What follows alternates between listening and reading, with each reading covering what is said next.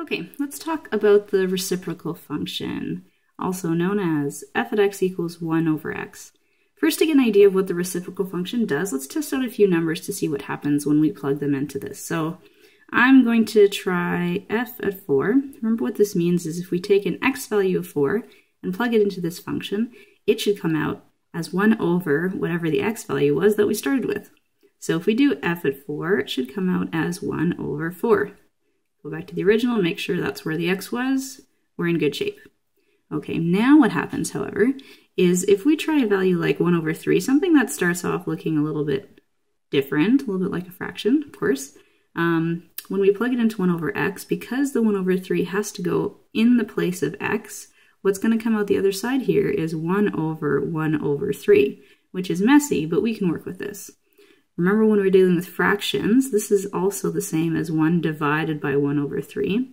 And when you're dividing by a fraction, it's the same thing as switching the operation to multiplication and inverting your fraction or using the reciprocal to make it 3 over 1. And 1 times 3 over 1 is equal to 3. So if we start off with a number like 1 over 3, we end up with 3 as a y value. So let's take a look at what this means in general for all values that we could use. We're going to come up with a graph of what the reciprocal function looks like. That means we have to pick x values that we can plug into this function to get an idea of the shape of the curve. So what kinds of x values are we going to use? Well, we want to see some positive, some negative. The only value we really don't want to try in this table is going to be 0. And the reason why is because if you try to plug 0 into this function, what will come out the other side is 1 over 0. And that isn't a number that we can evaluate. It's undefined, and it's just not something that makes any sense, really. So the numbers that I'm going to choose here for my table, I'm going to start off with a few positive numbers. I'm going to try 1/2. 1 and 2. And the reason I'm picking these numbers is because we've seen what happens when we plug in a whole number and we plug in a fraction. So I want to see both of these things come out on my table and on my graph. What that also means is I have to try some negative numbers. So I'm going to put a little line here just to separate these ideas. And I'm going to test -1/2, -1, and -2. So it's important to make sure we can see as much of this graph as possible when we're making a sketch. So some positive, some negative, some fractions between 0 and 1, and some whole numbers bigger than 1. So when we test these numbers into the reciprocal, they're going to flip just like we saw in these two examples. So 1/2 is going to become 2, 1 isn't going to change because that's 1 over 1, and 2 will become 1/2. Same thing with the negative numbers. Remember, taking a reciprocal doesn't mean the sign changes, it just means we flip the number. So -1/2 becomes -2. -1 over 1 stays the same, and -2 becomes -1 over 2.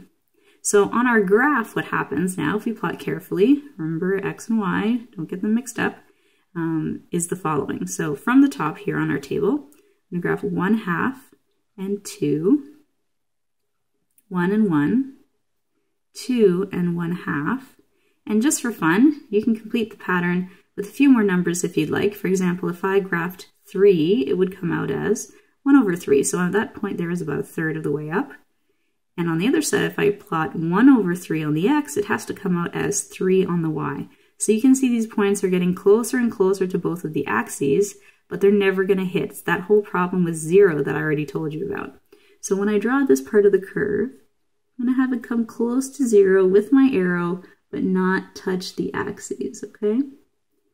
And then on the other side, we're going to have the same pattern mirrored in quadrant 3. So -1/2 and -2, -1, -1, and -2, -1/2. And again, let's continue the pattern just to show you what happens. If I go -1/3 on x, I have to go down to -3 on y. And if I go over to -3 on x, I have to go down -1/3 on y. So this pattern is continued on the other side as well. Again, nice curve, approaching the axes but not hitting them. So what I also need to add now are dotted lines that represents these lines that the graph will never touch. These are called asymptotes. And it's going to be a little bit hard to see because they're right on the axes, but it is important that you show they're there. So with arrows on both ends, we draw in the asymptotes. You might want to change colors if you have it with you so that your teacher can see that you really do see those asymptotes happening. Now here, be a little bit careful. Vertical lines always have the equation x equals. So this line running vertically is actually x equals 0. That's the equation of this vertical asymptote. Horizontal lines are y equals. So this is y equals 0 running horizontally for our horizontal asymptote the other way. And they're lines that the graph will never touch, but get really, really infinitely close to. So that's what we're showing here with those asymptotes. So what happens then when we have to do transformations of this graph? Because this is what we call a parent function. There's no stretching, no compressing, no shifting. It's just the equation y equals x. So what I have here is another equation. You can still see 1 over x hiding in here, but there's lots of transformations happening to this graph. Okay, I see a negative sign. We have all kinds of numbers, and they all have a very specific job to do. So first thing I'm going to do actually is refer back to the original points that we created, but you'll notice my table is a little bit bigger. So this x here is a label for the original points on our parent function. So again, I'm going to be using 1/2, 1, and 2, and also -1/2, -1, -2. I skipped this column for now. This is going to be our transformations for x. This f of x here, you can use 1 over x instead if you prefer that for your symbol. These are the original y values we got from these original x values. So we make all of these the reciprocal of what they were, 2, 1, 1/2, and again, -2, -1, -1/2. So these blank columns here are going to be for all the transformations that are happening. What I like to do for the reciprocal graph is even before I write in these new y values, I use what I know about transformations to figure out where the asymptotes are going, because those lines will help guide your sketch. So in this particular equation here, if I write out what all my transformations are, the letters we use, we have an a value, an a transformation. The number is still 1, but it's a negative. So I know based on transformations, that means I should expect to see a reflection happening in this graph. My k value down here is a 2. That covers my horizontal stretching and compressing. My d value here, it says -1. We know d is actually a +1 based on that sign. It's always the opposite, don't forget. And my c value is a 3. So right now, I'm just going to look at d and c by themselves and figure out where my asymptotes have actually moved to. So if I look back at the original graph for a second, this vertical asymptote at x equals 0 is going to be moving right 1 unit. My d value is +1, so I know that that line, that vertical line, is shifting right by 1. I know also, because my c value is 3, that this horizontal asymptote at y equals 0 is going to move up 3. The whole graph moves, but right now I'm just looking at where the asymptotes are going, okay? So on my graph, that means I can sketch those new asymptotes in. So I'm going to make a nice straight dotted line. Of course, you with the ruler in class, that's what you'll be using, but nice straight dotted line. And the new equation of x equals 1, that's the shift right 1 that my vertical asymptote has made. And then also 1, 2, 3 units up, I know my horizontal asymptote, because of my c value, has been shifted up 3. This is really going to help your sketch by having these on your graph first. So now that we have them, we have an idea of at least kind of where the graph is headed. I'm going to go back to the table and figure out what some of these points are that I can plot to help me make my sketch. So our little formula is x over k plus d. That's going to take only the k and the d values. Because those are horizontal transformations, only k and d are going to change your x's, because x is the only thing that moves horizontally. So all my x values are going to be divided by my k. So I'm going to write x over 2 and have a d value of 1 added to them. So that's what's going to happen to all my x values. So I'm going to take a minute. Divide 1/2 by 2 and get a quarter. So this is 1 plus a quarter, 1.25. If you want to stick with fractions, it's good practice. But for graphing, I don't mind looking at decimals, because sometimes that helps me figure out where exactly it'll be on the graph. So I'm going to do decimals for now. So plug in 1. 1 divided by 2 is 1/2 plus 1. 2 divided by 2 is 1 plus 1. And then negatives. Well, careful with your negatives. -1/2 divided by 2 is -1/4, plus 1 is +3/4, or +0.275, sorry. -1 divided by 2 is -1/2 plus 1, and -2 divided by 2 is -1 plus 1.